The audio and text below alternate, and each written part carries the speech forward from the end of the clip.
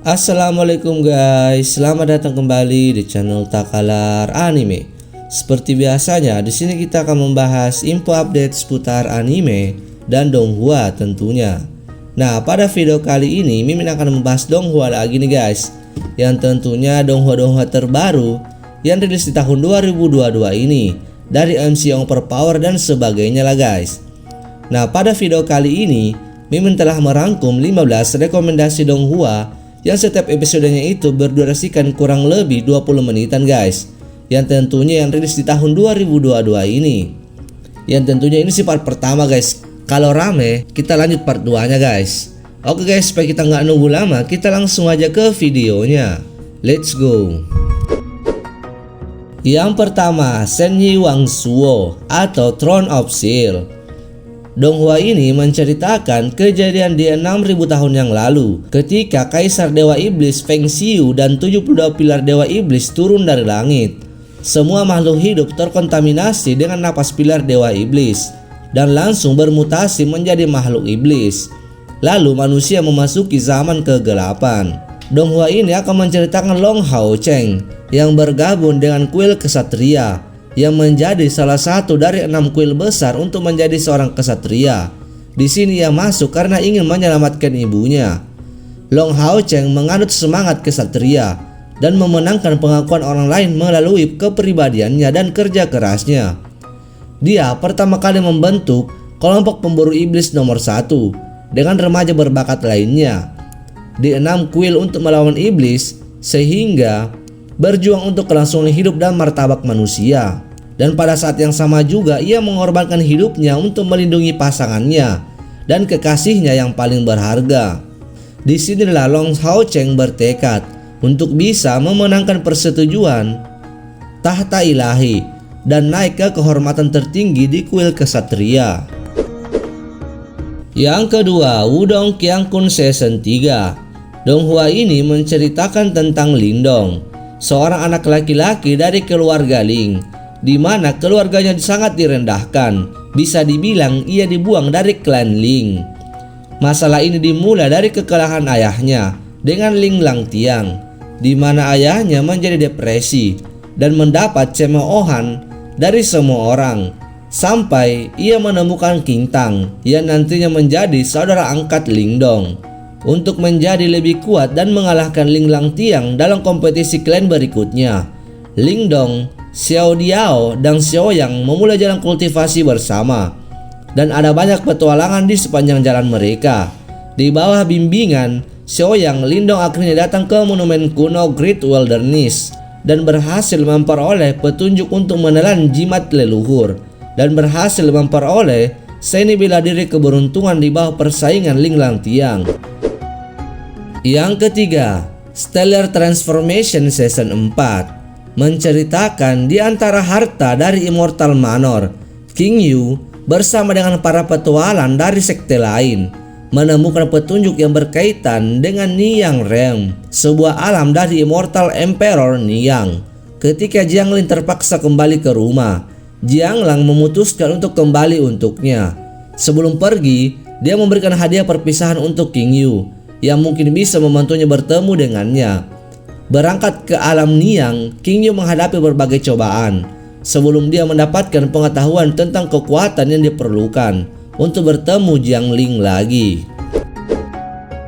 Yang keempat, Su Xiang atau Jade Dynasty menceritakan Sang Xiaopang yang menjadi yatim piatu dalam semalam, dan kemudian dia diterima sebagai murid sekte King Yung. Nah, setelah 5 tahun berkultivasi dengan keras, ia unggul dalam turnamen 7 meridian dari murid lainnya dan dikirim ke Gunung Kongsang untuk memata-matai pergerakan sekte setan. Selama perjalanannya, dia dan sesama muridnya yaitu Lu Sueki menghadapi bahaya dan menyelamatkan serta berteman dengan pembudidaya iblis Biao. Namun, bahaya baru menunggunya di masa depan. Nah, MC kita bertujuan untuk mengetahui siapa dalang di balik pembunuhan keluarganya. Ya, bisa dibilang juga sih Zero to Hero. Jadi kita akan menikmati perjalanan MC dari cupu menjadi overpower guys. Yang kelima, Yongsheng atau Immortality. Donghua ini menceritakan Fang Hang, seorang budak keluarga yang sederhana dari keluarga Fang, yang ayahnya meninggal ketika ia masih kecil, dan sebelum meninggal ayahnya memberikan pesan kepadanya bahwa lebih baik menjadi seorang pengemis daripada seorang budak. Sejak kecil ia selalu ditindas dan direndahkan di keluarga Fang karena statusnya tersebut, dan ia berjanji pada dirinya sendiri suatu saat nanti ia akan terlepas dari status budaknya, melintasi dunia sendirian dan berjuang sendirian juga. Dengan keras kepala dan pantang menyerah, ia menerobos misteri kekuatan gaib dan menempa tubuhnya menjadi tubuh abadi, serta bekerja keras untuk melangkah ke negeri dongeng, selangkah demi selangkah, dan akhirnya akan menjadi raja di puncak, guys. Yang keenam, Shengmu atau Tomb of Fallen God. Donghua ini menceritakan seorang dewa yang bernama Cheng Nang, seorang dewa perang pada zaman kuno yang mengalami hal tak lazim, di mana dia tiba-tiba bangkit dari kematiannya setelah 10.000 tahun lamanya. Dan ia kaget melihat teman-temannya yang telah bersemayam di pemakaman. Secara perlahan dia pun membangkitkan ingatannya yang sudah kacau. Dan di sini ia berpetualang di dunia baru zaman sekarang dan mencari kebenaran tentang kejatuhan para dewa dan iblis 10.000 tahun yang lalu, serta pengejaran kekasihnya Yu Xing, keberadaan orang tuanya, dan alasan kebangkitannya. Di sinilah protagonis berkembang dan akhirnya mengarah ke cerita tentang 6 jalan dan permainan catur langit dan bumi. Yang ketujuh, Shenglang Qiyu Shuangsu. Cerita ini berkisah tentang dua remaja dengan identitas dan latar belakang budaya yang berbeda, yaitu Fang Hua dan Lang Ge. Ini adalah dua karakter yang sangat overpower, yang awalnya mereka bertarung untuk mendapatkan mutiara tanpa tanding. Artefak tersebut membuat mereka harus melalui berbagai tes bersama, walaupun karakter mereka berbeda. Namun dari sini mereka menjadi partner sekaligus sahabat yang baik. Nah, kedua remaja bekerja sama dengan keras untuk menggali misteri mutiara tanpa tanding ini. Namun, suatu kekuatan misterius juga secara perlahan mendekati artefak tersebut. Nah, disinilah keduanya memutuskan untuk menempuh jalan balas dendam karena harus meningkatkan diri dengan cepat. Mereka memasuki kultivasi misterius dengan bantuan mutiara tanpa tanding. Yang kedelapan, Jung Yo Yung atau War of Honor. Donghua ini menceritakan 4 pemuda yang telah meninggalkan akademinya, dan keempat pemuda itu melakukan perjalanan yang berbahaya melalui bela diri hanya untuk mengungkap dan mengetahui identitas asli mereka, dan pada akhirnya menjadi Jungsi, pria terhormat yang mulia.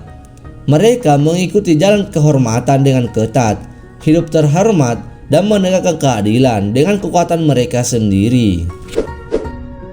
Yang kesembilan, Shaoyang Baima Sui Chung Feng. Menceritakan Bai Li Dongjung, anak muda dari rumah besar Sheng Si Hou, yang keras kepala sejak kecil. Ia tidak pandai puisi dan buku, serta tidak bisa membaca seni perang ataupun belajar sena bela diri. Tetapi dia sangat pandai membuat anggur, karena dia juga telah berjanji untuk menjadi peri anggur dengan temannya yaitu Ye Yung yang dibunuh ketika dia masih muda. Namun nasibnya tidak sampai padanya untuk memilih, dan akhirnya dia bergabung dengan sekte Li Changsheng dan mulai belajar seni bela diri. Dalam prosesnya dia bertemu dengan orang kepercayaannya yaitu Yue Yao dan bertemu kembali dengan Ye Yung yang telah mengubah namanya menjadi Ye Dingxi. Di bawah pengaruh dan inspirasi mereka, Bai Li Dongjung mulai memeriksa kembali identitas dan tanggung jawabnya. Bertahun-tahun kemudian, Ye Dingxi digunakan oleh orang lain untuk meluncurkan perang salib melawan Dataran Tengah. Yang ke-10, Bingsu Qi Hung. Menceritakan ketika Li Si lahir, ia menjadi pemilik dari sisa jiwa prajurit dan dikejar dan dibunuh oleh sekte dunia. Orang tua Li Si pergi menarik perhatian musuh untuk menyelamatkan Li Si. Yuan Shengyang membawa Li Si melarikan diri dan bersembunyi, dan akhirnya menetap di kota Ling Hai dan menyamar sebagai nelayan. Untuk menemukan orang tuanya, Li Si bertekad untuk memasuki sekte melalui pemilihan 5 tahun kota Ling Hai. Dan Bai Xiang, master formasi utama sekte yang dari klan Yao, berdasarkan formasi leluhur meniru kekuatan sihir panglima perang dan mengembangkan jenis yang dapat diserap. Pembentukan roh kehidupan yang jahat ingin mengubah gunung dan laut menjadi makam darah para monster. Dang Ying membantu mereka untuk menahan pertempuran. Sebuah konspirasi terselubung di langit di atas kota Ling Hai siap meluncur. Yang ke-11, One Mei CG Season 3. Kisah ini masih berpusat kepada tokoh lelaki bernama Si Hao. Dirinya memiliki latar belakang yang penuh tanda tanya, yang mana ia tumbuh dewasa di desa batu tanpa orang tua kandungnya yang merawatnya, karena ia dirawat oleh para warga yang tinggal di desa tersebut. Awal mula mengapa Si Hao tumbuh sendiri ialah ketika ia masih berusia 1 tahun di masa lalu, orang tuanya mencarikannya sebuah obat untuk menyembunyikan dirinya. Dan memang Si Hao sudah berniat akan ditinggalkan untuk menyelamatkan diri, termasuk menyelamatkan Si Hao. Usai diberikan obat, orang tuanya menunggu Si Hao sampai benar-benar sembuh dan selamat atas penyakit yang dideritanya. Kemudian orang tuanya meninggalkan Si Hao dirawat oleh warga yang tinggal di Stone Village atau desa batu tersebut. Yang ke-12, Heimeng atau Sworn. Pada donghua ini mengisahkan tentang sebuah kecelakaan lalu lintas yang terjadi. Meskipun kecelakaan tersebut tampak biasa saja, namun kecelakaan tersebut telah melibatkan banyak pihak di dalamnya. Lalu semua orang berusaha untuk menyelidiki tentang misteri apa yang sebenarnya menjadi penyebab ini. Banyak sekali kejadian yang mengejutkan dan di luar dugaan terjadi di situ, guys. Penyebabnya dari berbagai kasus yang masih menjadi sebuah misteri. Ini sesungguhnya jauh melampaui daya pikir manusia. Tak ada nalar yang sampai jika memikirkannya. Tak ada yang sadar bahwa semua misteri yang terjadi itu merupakan awal dimulainya sebuah era evolusi yang sangat luar biasa. Yang ke-13, Xingyu Xiwang Niang. Donghua ini menceritakan Liao merupakan siswa baru yang awalnya dikira cupu, ternyata memiliki kodam yang overpower juga nih, guys. Liao seorang penrajin jenius, tidak dapat menembus kemacetan karena perkembangan kekuatan psikisnya yang rendah, dan kemudian ia memperoleh 40.000 tahun kultivasi secara kebetulan. Pengetahuan demikian terbuka, tetapi masih melewatkan ujian masuk bersama. Dengan dorongan teman-teman dan mentor, mengandalkan tekadnya untuk mendapatkan kembali kesempatan untuk berpartisipasi dalam ujian masuk bersama. Dan tak lama ia akhirnya memasuki universitas pilihannya dan memasuki kisah mewujudkan mimpinya menjadi seorang penrajin. Yang ke-14, Yinghe Sixing. Donghua ini mengusung genre aksi dan sci-fi dengan tema petualangan luar angkasa serta alien. Dalam gambaran kisahnya di donghua ini menggambarkan tentang gelandangan kosmik. Li Yuesu secara tidak sengaja menemukan pesawat ruang angkasa imigran, yaitu Sang Jia, yang menghilang bertahun-tahun yang lalu. Hal tersebut membuatnya terpaksa menyaksikan anomali yang mengerikan. Kemudian orang-orang secara bertahap menemukan bahaya besar yang mendekati manusia. Dengan begitu, semua kekuatan di wilayah tersebut harus bekerja sama untuk menghadapi musuh yang kuat. Tanpa diduga, kekuatan ras alien berada di luar dugaan, dan seketika manusia di Condor Starfield musnah. Dan kemudian mereka harus mengirim Lu Yuesu untuk meminta bantuan dari peradaban manusia yang kuat di jantung galaksi. Yang terakhir atau yang ke-15, Sangwo Qiangniang, menceritakan seorang streamer gaming bernama Jiking yang bermain game dengan karakternya yang OP parah karena habis di top up, dan kemudian ia menggunakan bantuan Sao Haobon atau gelang kunonya untuk pergi ke masa lalu, yaitu pada periode musim semi dan gugur yang dipenuhi dengan peperangan antar kerajaan.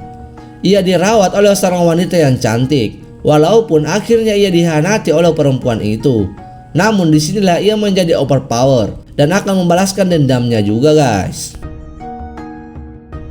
Nah itu dia guys, 15 Donghua di tahun 2022 ini, yang tentunya bertema episodenya itu kurang lebih 20 menitan guys, dengan MC-nya yang overpower juga.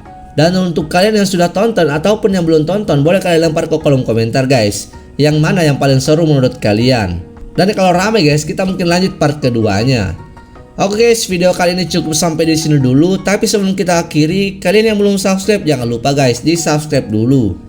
Dan jangan lupa juga dinyalakan loncengnya, agar kalian gak ketinggalan info update seputar anime dan donghua lainnya. Oke guys, video kali ini cukup sampai di sini dulu. Thank you for watching. Bye bye.